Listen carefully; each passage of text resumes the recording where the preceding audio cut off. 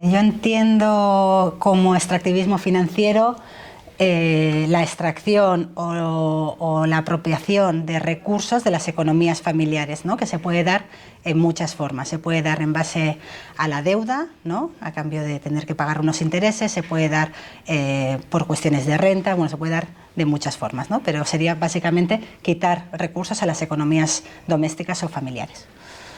Sí, yo lo definiría igual, es extraer de manera sistemática, permanente, digamos, de las economías familiares, comunitarias, digamos, dinero que tendría que estar siendo usado de otras maneras, ¿no? Es decir, incluso vía intereses, ¿no? Que yo creo que esto está muy conectado con el sistema financiero y el sistema de crédito y cómo es que tú no solo sacas, extraes capital, sino además intereses o dinero vía tasas de interés. Yo creo que también hay una, digamos, una forma colonial de extractivismo financiero, una forma colonialista, ¿no? Y es, digamos, a través de la deuda externa, ¿no? La deuda pública también, y parte de lo que hemos estudiado con Ussuri es precisamente cómo esa deuda externa, la deuda pública,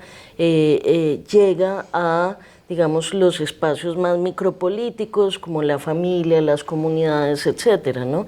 Entonces el extractivismo tiene como esas dos dimensiones, ¿no? Una más geopolítica global, ¿no? Que es esa deuda externa, que es una deuda que en todo caso nos hace preguntarnos realmente quién le debe a quién, ¿no?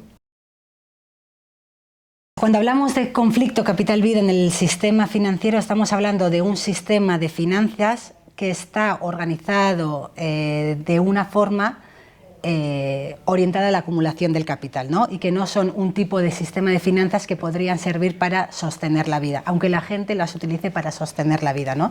Entonces, una de las propuestas que también creo que nos hace falta pensar es cómo podemos organizar un sistema financiero o cómo podemos pensar sistemas de crédito que no estén orientados a la acumulación del capital de unos pocos y pensar otras formas de crédito o otras formas de accesos a los dineros necesarios para la vida que sostengan la vida, ¿no? Y entonces, en ese sentido, ¿no? Lo que vemos en el sistema financiero actual es que sí hay un choque muy grande, ¿no? Muchas veces a cambio de reembolsar las deudas, ¿no? Se atacan directamente los procesos de sostenibilidad de la vida o los procesos de subsistencia. En el caso de las deudas públicas lo vemos claramente, ¿no? Países enteros que priorizan reembolsar las deudas a costa de recortar sanidad, recortar educación, recortar el gasto social, ¿no? Pero en las casas pasa lo mismo, ¿no? Si bajamos la mirada un poco más abajo, sucede lo mismo, ¿no? Muchos hogares y en especial muchas mujeres se encuentran en la necesidad de, bueno, pago la deuda, pago los intereses de la deuda, reembolso la deuda, garantizo ciertas cosas en el hogar, ¿no? Y eso genera muchas tensiones en el día a día. Esa tensión entre pagar la deuda o garantizar la subsistencia. O sea, en la transición de lo que es un capitalismo más productivista a un capitalismo financiero, ¿no? Porque también creo que como que nos faltan a veces como situar en qué etapa del capitalismo estamos. Entonces, hay una transformación del valor, ¿no? En unas etapas anteriores el valor podría estar en la producción y ahora el valor está en las finanzas, ¿no? Entonces, si ponemos el valor de dónde se acumula el capital en las finanzas, eso está totalmente desvinculado de los procesos de sostenibilidad de la vida, ¿no? Entonces, también, bueno, es preguntarnos qué tiene valor en este sistema, ¿no? De dónde se saca la ganancia. Por ejemplo, cuando hablamos de sostener la vida, estamos hablando de garantizar una alimentación, estamos garantizando de garantizar cuidados, de garantizar, no sé, es que son muchos aspectos de la vida, incluso autocuidados. Lo que sí hemos observado en la investigación es que las mujeres constantemente están en esa tensión, ¿no? Por una parte, contraen deudas para poder sostener la vida, ¿no? Para poder garantizar a sus hijos una educación, para poder, no sé, unos refuerzos escolares, pagar una guardería. De muchas mujeres nos decían, pues no he tenido una plaza en la guardería, pues eso me lo tengo que costear yo y para eso me tengo que pedir en ING Direct un crédito, ¿no? Como procesos así pequeños. Bueno, digamos que hay una tensión o un conflicto capital-vida porque podríamos sustituir la palabra capital por muerte, de hecho. Digamos que las lógicas capitalistas son lógicas en donde, digamos, en las que hay detrás toda la idea de quién debe vivir, quién debe morir, quién puede vivir y quién puede ser llevado a la muerte, ¿no?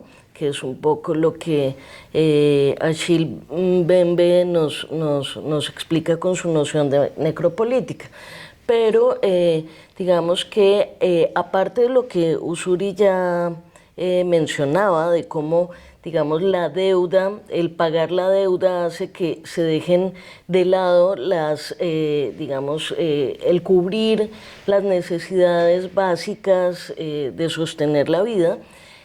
La deuda está acompañada de amenazas de muerte en muchos casos, es decir, cuando las mujeres, las personas feminizadas, las personas, digamos, marcadas racialmente, las personas de colectividades LGBTIQ más, se endeudan, lo hacen a través de formas de créditos informales. ¿Sí? Muchas veces, y esos créditos informales están acompañados muchas veces de cobros coactivos, acompañados de formas de violencia, ¿no? Entonces ahí vemos una tensión capital-vida absolutamente explícita, ¿sí? Aparte de esto de dejar, digamos, la posibilidad de sostener, reproducir, cuidar la vida. Créditos informales se refiere a todo lo que está por fuera del sistema financiero regulado, ¿no?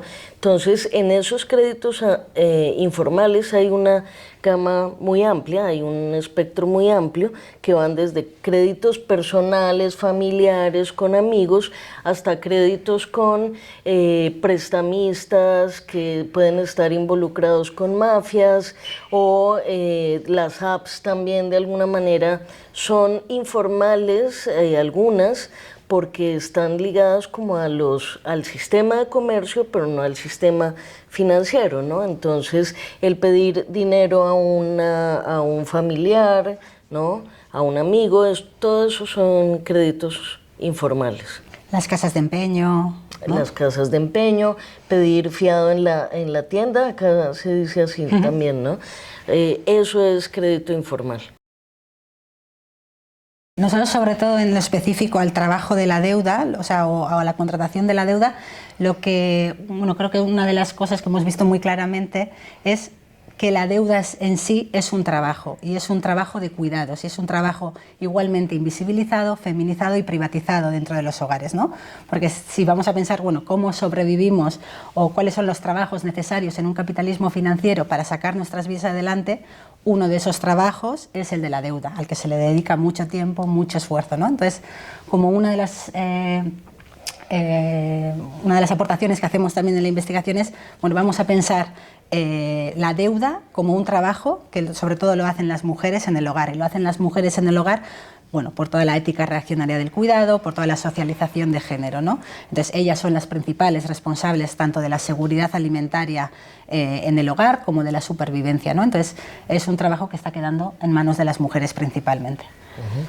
Y esto, digamos, nos hace pensar que entonces en las, por ejemplo, encuestas nacionales de uso del tiempo y en el cálculo, digamos, como de las finanzas nacionales, de las cuentas nacionales, es muy importante incluir el cálculo de cuánto trabajo hacen las mujeres, las personas feminizadas en torno a la deuda. Es decir, que esto incluso aumentaría mucho más la contribución que se está haciendo desde el ámbito doméstico a la construcción de riqueza, ¿no? Que esa es otra forma de extractivismo, y es que en últimas este sistema lo que hace es expropiar ese trabajo, esa plusvalía que estás generando en el ámbito doméstico alrededor de la gestión de la deuda, que produce además eso, digamos, riquezas especulativas financieras, pero resta en la riqueza que podría producir, por ejemplo, cuidar la vida, ¿sí? Eso creo que es una forma muy clara de cómo funciona el extractivismo.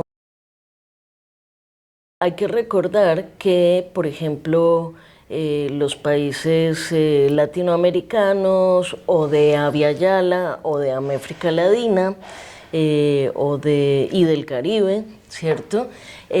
Contrajeron deudas para lograr sus independencias, ¿no? O sea, contrajeron deudas mediante empréstitos, o como Haití, que tuvo que pagarle, que le ha estado pagando a Francia una indemnización por su independencia, lo cual es escandaloso. Entonces, digamos que la soberanía y digamos, la autonomía de muchos países ha estado condicionado por la deuda desde el comienzo, ¿no? Es decir, por toda esta operación colonial, extractivista que lleva siglos ocurriendo, ¿no? En el mundo. Entonces, esto se ha transformado a partir, digamos, como de los procesos de reestructuración exigidos por el Fondo Monetario Internacional, etcétera, de cómo se debe gestionar la deuda y de cómo, en últimas, los países que han sido colonizados, ahora, digamos, de una manera directa, ahora lo son mediante, digamos, triquiñuelas financieras, básicamente, ¿no? Que es la deuda externa, o sea, la deuda externa pues genera una dependencia permanente, por lo que decía Usuria al comienzo, y es que si un país tiene que dedicar mucho más de dinero a pagar la deuda externa que a pagar, digamos, que hacer inversión social, pues ahí ya tienes una historia crónica de empobrecimiento asegurada. Además que son trampas, ¿no? O sea, que no se están pagando, no es que además estén disminuyendo las deudas, están pagando intereses que van creciendo. Una de las cosas también que decíamos en la investigación es que la deuda genera una economía de la obediencia, ¿no? Entonces es como, la deuda genera como un chantaje. Entonces, a cambio del pago de la deuda, estás comprometido, estás obligado a cumplir con ciertos requisitos, tanto a disminuir ciertas partidas, pero también a cumplir con ciertos requisitos. Si pensamos en el caso del Estado español, tenemos que pensar además que la deuda pública que teníamos aquí no es una deuda pública que generó el Estado en gasto social, sino fue una deuda pública generada por pagar la deuda privada de los bancos, ¿no? Por rescatar a los bancos, y eso fue lo que generó deuda pública. Conseguir esos créditos exigió por parte de la Troika una serie de medidas de precarización del trabajo, recortes, austeridad, ¿no? Entonces, es lo que vemos, las deudas, la contratación de deudas genera, tanto en su origen como en su reembolso, una economía de la obediencia que no solo afecta a nivel Estado, ¿no? De perder soberanía, eso que podemos imaginar la soberanía clásica del Estado, sino una disminución de las soberanías sobre nuestras propias vidas, ¿no? Sobre poder decidir cómo sacamos adelante nuestras vidas, porque no tenemos los recursos para decidir en muchos ámbitos de nuestras vidas. No tenemos soberanía en los cuidados, no tenemos soberanía energética, no tenemos soberanía alimentaria, ¿no? Hemos perdido como muchos territorios de nuestras vidas. Sí, yo creo que en el caso, por ejemplo, de Colombia, la deuda se ha adquirido, bueno, como ya contaba, por un proceso, digamos, aparentemente de descolonización, que no ha sido así, porque pues han venido medidas financieras permanentes de parte de un sistema y una forma, digamos, de colonialidad después de que la metrópoli se retira de su colonia, y esta deuda se ha contraído digamos, como en pos del desarrollo, ¿no? Y entonces todos los discursos desarrollistas que hay sobre países como Colombia, mal llamados del tercer mundo o en vías de desarrollo, etcétera, pues digamos, lo que muestran es que hay un proyecto moderno colonial que está detrás de este, digamos, sistema de endeudamiento, ¿no? La idea de progreso y desarrollo está detrás de estas, digamos, formas más contemporáneas de endeudamiento, ¿no? Obviamente, además, digamos, el hecho de que el endeudamiento es posible gracias a la falta de soberanía. Es decir, que un estamento como el Fondo Monetario Internacional esté dictando políticas que obligan a ciertos países a comportarse económica y políticamente de una manera es una forma clarísima de neocolonialismo. Cuando se planteó también esta investigación es pensar, bueno, ¿por qué se está aumentando el endeudamiento doméstico de las clases populares? Entonces vemos como varios procesos que son contradictorios, que no son lineales, pero que afectan a que se aumente o que la gente necesite deuda para poder sostenerse. Uno de ellos es la austeridad, el otro podría ser las políticas de inflación y podría ser también políticas de precarización. En el caso concreto de las mujeres, vemos que estos tres procesos afectan especialmente a las mujeres.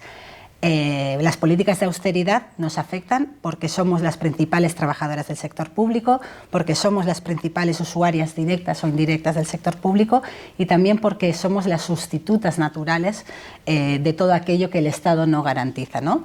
En las políticas de precariedad también estamos sobrerepresentadas, ¿no? La brecha salarial, nuestra representación como trabajadoras pobres, ¿no? De los salarios que no dan para vivir, ¿no? Bueno, históricamente hemos sido peor pagadas también en el mercado como fuera del mercado, ¿no? En el no reconocimiento de otros trabajos. Y también en el encarecimiento de la vida, ¿no? Hay suficientes evidencias que dicen que la inflación no nos afecta a todos los sectores económicos igual. Han sido unos productos los que han subido, que son los productos esenciales para la vida, y tampoco nos afecta igual a hombres y a mujeres, ¿no? No solo que vivamos la inflación distinto, sino que las mujeres en distintas partes del mundo, a ser las principales responsables de garantizar la supervivencia del hogar, también la inflación les afecta de distinta forma e incluso las mujeres, o decimos incluso la inflación, refuerza desigualdades de género persistentes, ¿no? Entonces, estos tres procesos llevan a los hogares populares en primera instancia a necesitar deuda para sobrevivir y dentro de esos hogares, si ponemos el foco, son las mujeres las que están contrayendo las deudas, ¿no? Entonces, a pesar, por ejemplo, que en el Banco de España, ¿no? Dijeran este año, no, hemos empezado con los niveles de endeudamiento más bajos en 22 años, creo que dijeron. Bueno, si empezamos a poner el foco, ¿qué ha pasado? Lo que vemos es que ciertos sectores han amortizado deuda porque la deuda, los tipos de interés están subiendo, entonces han querido librarse lo antes posible de las deudas hipotecarias que tenían, pero si nos fijamos qué dos tipos de deudas están creciendo, vemos que se están creciendo los microcréditos o los créditos personales o los préstamos de consumo, ¿no? Esos están creciendo y están caracterizados por ser créditos a corto plazo, más o menos fáciles de conseguir en este contexto y caros de pagar, ¿no? Y por el otro lado también están creciendo sobremanera el endeudamiento por contratos o por no poder hacer frente a los gastos esenciales de la vida, sea la renta, sea la luz, sea el agua, ¿no? Hay un montón de hogares, creo que en el Estado español se calcula que el 9% de los hogares no está pudiendo hacer frente a estos gastos, ¿no? Y cada vez se van quedando más endeudados sin poder hacer. Y en esos casos también, cuando hablábamos del conflicto capital-vida, hay momentos en que la gente tiene que elegir y que está desobedeciendo, por ejemplo, a pagar, por ejemplo, la renta, porque dice, voy a garantizar la alimentación, ¿no? Hay momentos extremos en que la gente no tiene de otra que se endeudan, y es lo que hablamos de, ¿no? De la economía, cuando hablamos de economía de la deuda, ¿no? Cuando hablamos de economía de la deuda, es decir, la mera subsistencia genera deuda en esta sociedad, ¿no? Solo vivir nos genera deuda, ¿no? Es imposible, si los salarios no alcanzan, si el Estado no se ocupa de lo que se tiene que ocupar, si las redes comunitarias están débiles, como individuos, vivir nos va a generar deuda. Yo quisiera sobre eso de la privatización decir que lo primero que se afecta son servicios que tienen que ver con el sostenimiento de la vida, con el cuidado de la vida, es decir, salud, servicios públicos domiciliarios, educación, y si ustedes ven son todos los servicios que tienen que ver con la reproducción social y con el cuidado de la vida, ¿sí? Básicamente. En este momento, por ejemplo, Colombia está atravesando una crisis de la salud porque el sistema fue pensado como un sistema financiero de salud, no como un sistema de gestión de la salud, ¿sí? Entonces, incluso estaba sometido a toda esta lógica, digamos, de la especulación bursátil, y esto es, pues ha sido muy contraproducente, ¿no? Y obviamente, como decía Ussuri, ¿quiénes son quienes, digamos, reciben la carga de los efectos? Pues las mujeres y en general las personas empobrecidas, las personas, digamos, que tienen que cubrir la ausencia de garantía de estos derechos a través de maromas, digamos, cotidianas, que hacen que sean mucho más caros estos servicios. Por ejemplo, la alimentación. Si tú vas a la tienda a comprar tu alimentación diaria y tienes tan poca liquidez que tienes que incluso comprar pequeñas raciones, como sucede en Colombia, que se llama comprar al menudeo, pues tú terminas pagando muchísimo más en alimentación que alguien que puede comprar al por mayor, digamos, grandes cantidades. Es lo que decías, ¿no? De ser pobre sale caro, ¿no? Ser pobre sale caro es un dicho en Colombia, ¿no? Que ser pobre es muy caro, ¿no? Bueno, el sistema de salud colombiano fue pensado de manera que a partir de las contribuciones de las personas que trabajan, ¿sí? Y a partir de los subsidios del gobierno se mantuviera la salud, pero con una mediación de lo que se han llamado las EPS, que son las entidades promotoras de salud inicialmente, que son administradoras de una cantidad gigantesca de recursos y que, digamos, finalmente terminan por no pagar a las entidades prestadoras de salud, es decir, a los hospitales, a los centros de salud, los servicios prestados. Entonces, el dinero no llega a, digamos, las entidades que prestan el servicio de la salud, sino que se queda enredado en digamos, como en una red financiera que no se entiende muy bien cómo funciona, porque se supone que parte de lo que estas entidades pueden hacer es especular con este dinero, ¿sí? Que es lo mismo que sucede con los fondos privados de pensión. Bueno, en el caso de Colombia es que hay linajes enteros empobrecidos. Es decir, y eso que además es un empobrecimiento misógino, racista, transfóbico, lesbofóbico, ¿sí? Es decir, tiene una operación concatenada de sistemas detrás. Esa es una de las razones, pero la otra razón es, digamos, la falta de garantía de derechos por parte del Estado, entre ellos el derecho al trabajo, ¿no? Porque lo que vemos es que muchas de estas mujeres, personas feminizadas, personas marcadas racialmente, y me refiero con esto a personas afrodescendientes, a personas de los más de 100 pueblos indígenas que hay en Colombia, pues estas personas están excluidas, por ejemplo, del mercado laboral formal, están excluidas permanentemente de la educación, de la salud, etcétera, ¿sí? Entonces, esto es lo que hace que se produzca un endeudamiento, digamos, peligroso, crónico y, digamos, casi que infinito, ¿no? Detrás de la mayoría de las motivaciones para contraer deuda de las mujeres, lo que hemos observado es que subyacen obligaciones morales de cuidado, ¿no? Las mujeres contraen deudas para procurar el bienestar de unos hijos, para dar oportunidades a un familiar, para cuidar, por ejemplo, en el caso de las mujeres migrantes, para cuidar a primas que quieren parir con seguridad, o para garantizar alimentación a otras personas, ¿no? Entonces, vemos importante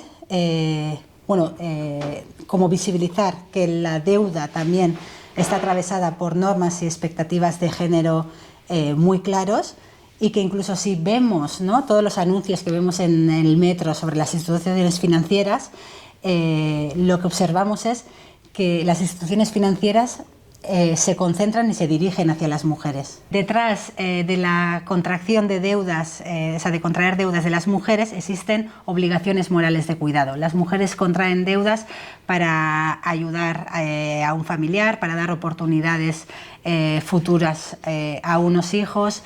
Entonces, lo que vemos es que la deuda está atravesada por normas y expectativas de género específicas, ¿no?, y que eso hay que visibilizarlo.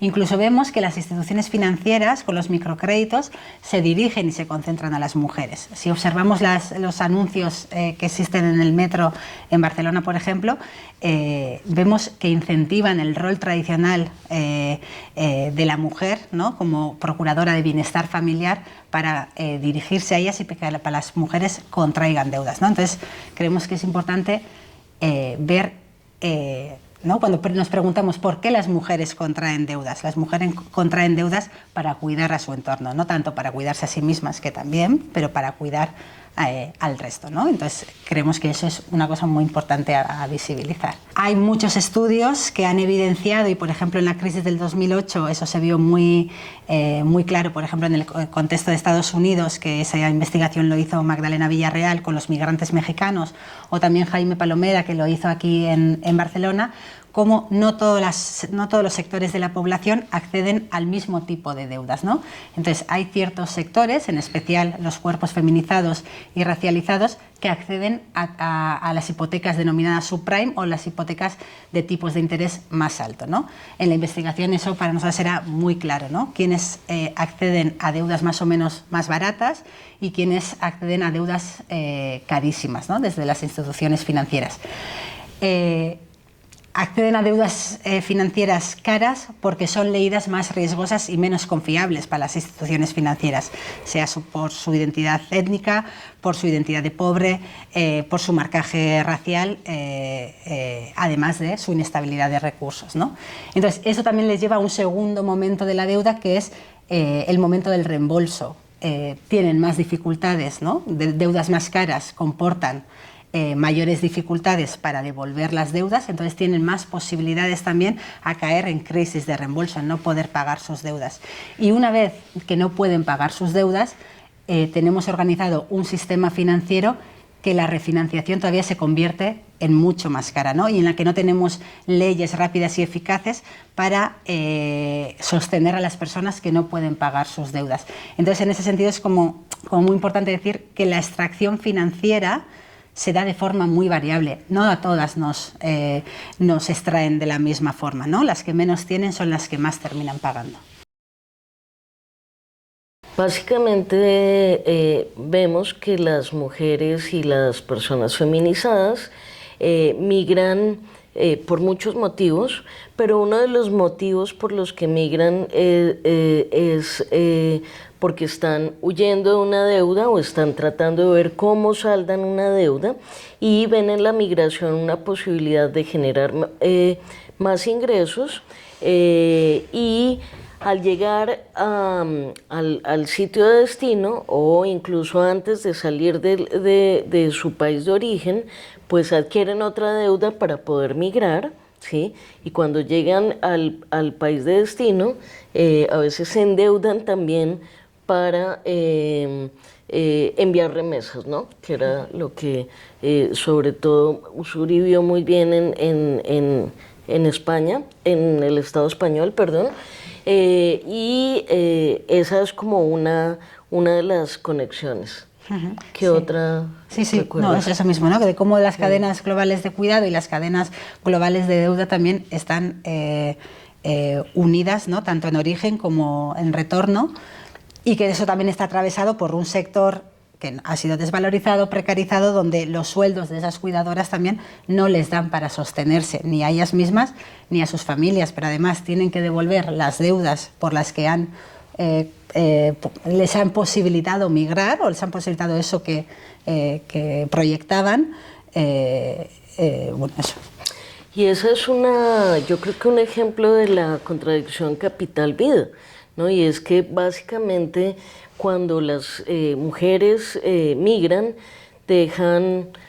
pues producen una fuga de cuidados, pero no solamente de trabajo de cuidado, sino de conocimientos de cuidado, y eso también es una forma de empobrecimiento de los países expulsores de personas, ¿no? de los países donadores de migrantes. Bueno, estamos viendo en Colombia que las personas que están llegando de Venezuela, independientemente de su nacionalidad y de otros países, están dedicando más o menos, se endeudan en un 60 o cerca de esto de los hogares para pagar alimentación. Eso es otro aspecto, ¿no?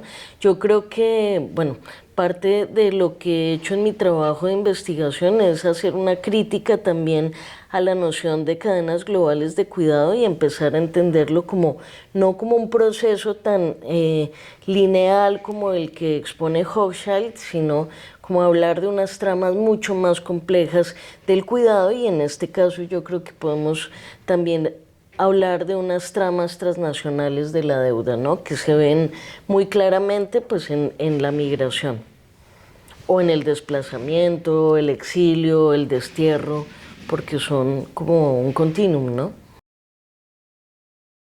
La gente o las mujeres contraen deudas para cuidar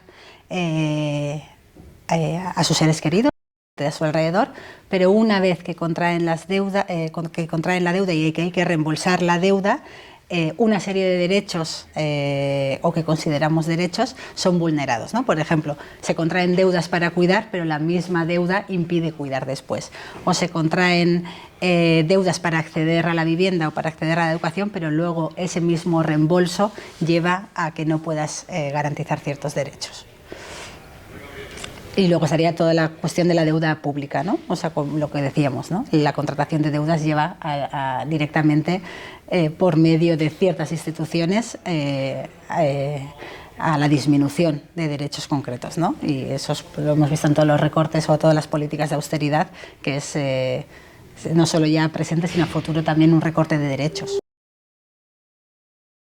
En el contexto de Barcelona, por ejemplo, lo que sí hemos visto es que la deuda produce mucha vergüenza, ¿no? Tener deudas produce vergüenza, la gente no cuenta que tiene deudas, la gente no quiere compartir que necesita de deuda para poder sostener la vida, ¿no? Se entiende que es algo, un fracaso individual, algo que uno lo ha hecho mal por no tener educación financiera, por no haber sabido manejarlas, por haber tomado malas decisiones. Entonces, a la gente le cuesta mucho compartir que tiene deudas, hablar de que tiene deudas y, por ende, también enfrentarse o desobedecer esas deudas. Entonces, una de las tareas desde los movimientos feministas que creemos que tenemos pendiente y que ya lo están haciendo las compañeras de Argentina es lo que ellas dicen de sacar del closet la deuda, ¿no? Sacarla del armario, del ámbito privado, del hogar, ¿no? Y empezar, como ya lo hemos hecho con otros trabajos de cuidados, a problematizar la deuda y a entenderlo que es un problema común, y entonces quitarle ese poder avergonzador y desinhibidor de lucha política, ¿no? Entonces, bueno, necesitamos politizar la deuda, decir que no es que yo lo haya hecho mal, sino que es un sistema entero que nos empobrece y que nos lleva a la deuda, ¿no? Lo que decíamos antes de que no todas, la deuda no es un recurso para el ascenso social o para el bienestar para todas, ¿no? La deuda generalmente a la mayoría nos empobrece. Entonces vemos eso, que es muy difícil enfrentarse además a monstruos tan grandes y tan abstractos, ¿no? Esa igual sería otra de las ideas, ¿no? Se nos presenta un sistema financiero muy opaco, entonces también hay que visibilizar cómo funciona eso. No es cuestión de educación financiera, no es cuestión de saber cómo contratar ¿no? Ha sido culpa mía que no he contratado la buena deuda, no, directamente no tenemos todas el mismo acceso a las deudas. Entonces hay que desenmascarar cómo funciona el sistema financiero, hay que enseñar las violencias que produce. Entonces esas dos tareas yo creo que tenemos mucho trabajo pendiente, ¿no? Tanto visibilizarla como mostrar cómo funciona. Y creemos pues que la deuda no es deseable, ¿no? Es decir, que lo que necesitamos es atacar los procesos de empobrecimiento. Pero además en términos, digamos ya de género, es muy importante, digamos, empezar a pensar y a desestructurar ese mandato de género que hace a las mujeres buenas cuidadoras, obligadas a endeudarse y también buenas pagadoras, ¿no? Que sean vistas como buenas pagadoras, ¿no? Creo que eso es muy importante. Y yo creo que es muy importante también entender y compartir las experiencias de desobediencia o también las experiencias comunitarias de ahorro y de endeudamiento comunitario, porque, digamos, el intercambio, ¿cierto? El quedar en deuda con alguien no es malo per se, ¿sí? Hay, digamos, dones envenenados y hay dones que son productivos, ¿no? Regalos productivos, intercambios productivos en el buen sentido de la palabra, ¿no? Entonces, las prácticas de ahorro, de préstamo comunitario pueden ser muy, digamos, una salida muy interesante cuando necesitas, más allá de que no estés empobrecido o de que lo estés, cuando necesitas un crédito. También, sí, yo le quería añadir, ¿no? Que muchas veces se nos dice que somos buenas pagadoras y ¿no? Eso tiene que ver con toda la socialización de género, etc. Pero también somos sujetos a las que se nos puede fácilmente controlar socialmente o más fácilmente que a otros sectores de la población. Entonces, cuando hablábamos de que la deuda cumple obligaciones morales de cuidado, también hoy mismo eso mismo hace que sea muy difícil desobedecerlo, porque en nombre del amor y en nombre del cuidado se contraen muchas deudas, incluso se hace de aval, presta nombre, presta, ¿no? Entonces, la deuda está dentro de todo el entramado de las obligaciones morales de las familias, que no solo te extraen a ti los recursos, sino si yo desobedezco a la deuda, le van a extraer la casa a mi madre que me ha hecho de aval, o ¿no? Entonces, por eso se hace tan difícil desobedecerla. Entonces, a un nivel más meso o de políticas públicas, creemos que es importante una regularización financiera importante. Después del 2008 se dijo, sí, que esto se va a regular mucho más, pero necesitamos que esto se regule. La gente está contratando, tanto en el caso de Colombia como en el caso del Estado español,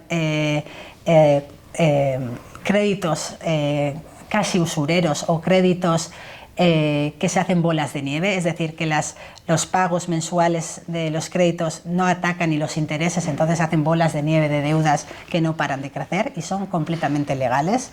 Deudas que se agarran mediante aplicaciones en un clic de internet, ¿no?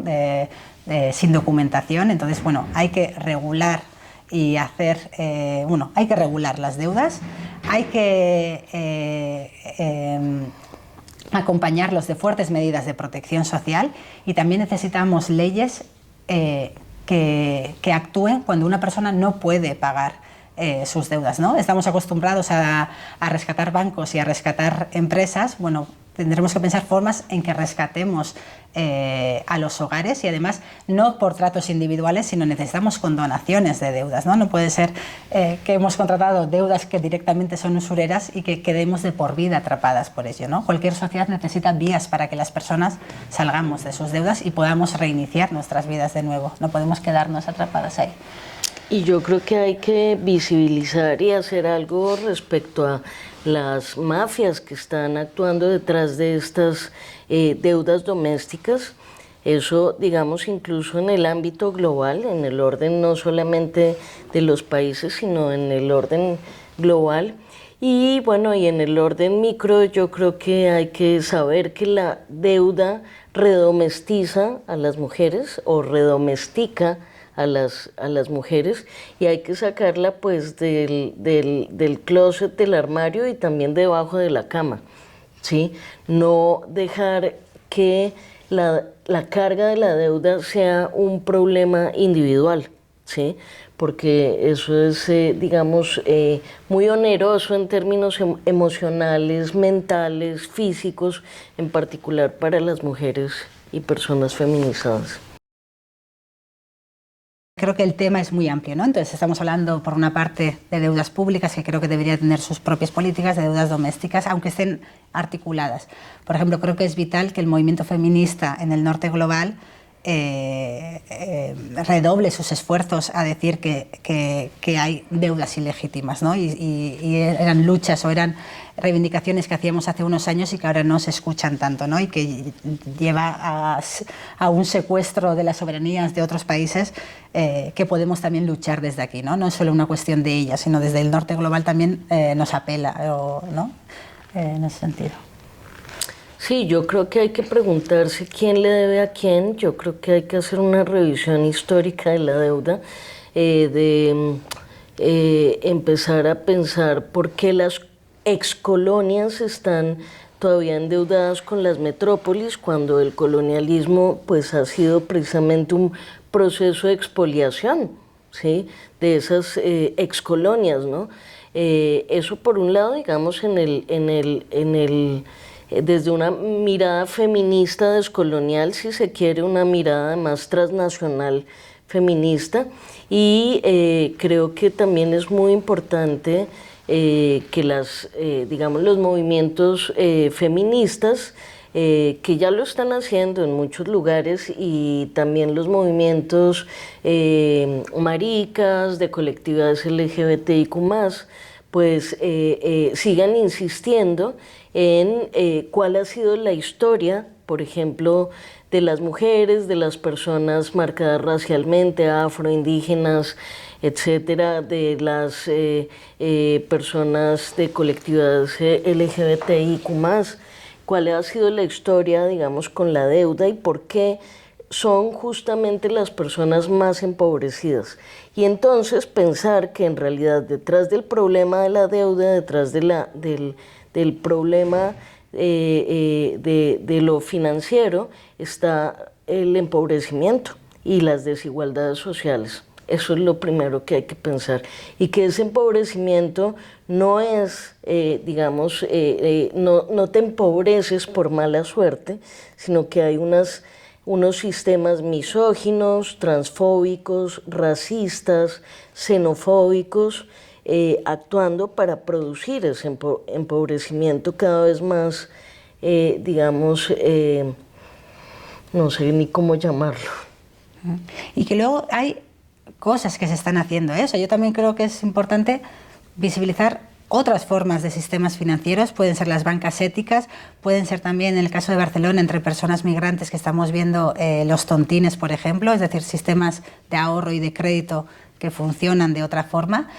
Y ahí también ser prudentes con no idealizar las formas de endeudamiento personal, interpersonal o informales, ¿no? Porque también observamos que dentro de las relaciones de deuda que se dan en entornos personales, que me debe una amiga o que no, ahí también hay muchas violencias y se ejercen muchos tipos de obediencia que quedan más camufladas, pero que tampoco es hacer este dualismo de las instituciones financieras mal, los ahorros o las deudas interpersonales bien. Bueno, tenemos que también ver cuáles son esos mecanismos sociales y culturales, tanto en un ámbito como en el otro, ¿no?, que producen obediencias, y imaginar bueno, cómo podemos crear un sistema financiero al servicio de la vida, ¿no?, y no a la acumulación de riquezas de unos pocos, ¿no? Porque quiero decirte, a la inflación se le atacó subiendo los tipos de interés. Subir los tipos de interés beneficia a unas personas concretas, ¿no? Podía haber otras formas de atacar la inflación, ¿no? Siempre estamos con lo mismo, ¿no? Que privilegiamos. Pues que no la suma sola, que no tiene por qué cargar con el peso de la deuda, con la vergüenza sola, porque eso es lo que quiere el sistema financiero. O sea, tú te vuelves un muy buen pagador o una muy buena pagadora cuando tienes que, digamos, sientes que tienes ese deber moral de pagar, y yo creo que colectivizar es muy, muy importante, ¿no? Sí, sí, es que precisamente yo creo que solas no podemos, ¿no? O sea, falta problematizar esto, convertir, como tú dices, en un problema común.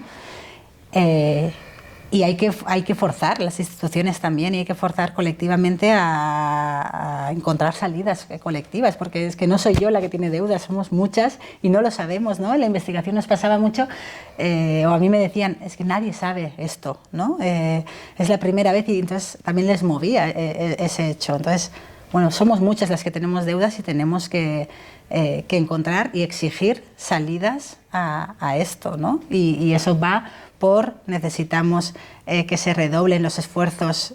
O sea, la deuda es el resultado de unas políticas concretas. Entonces, pueden existir otras deudas para otras cosas, pero ahora mismo la deuda que estamos nosotras observando es el resultado de un empobrecimiento. Entonces, si mejoramos otras partes o si hacemos otro tipo de políticas, la deuda también debería de caer, o este tipo de deuda debería de caer.